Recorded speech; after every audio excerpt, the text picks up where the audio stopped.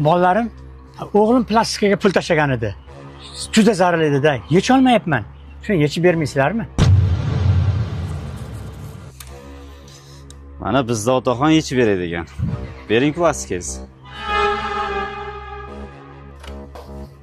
Otaxon, buni kodini noto'g'ri deyapti-ku, o'g'lingizdan so'raychi kodini necha ekan. Alo, o'g'lim, kartadan pul yechay desam, kodi noto'g'ri deyapti. Mana bolalarga tushuntirib yubor. Alo. Xo'p. Ana otaxon, kodini aytdi, hozir 1 minut pulingizni yechib beraman. Hozir otaxon.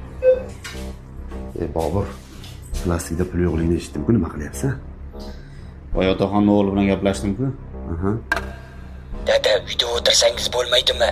Plastikda hech qanaqa pul yo'q. Ko'rib tursanki, otaxonga pul juda ham zarur ekan.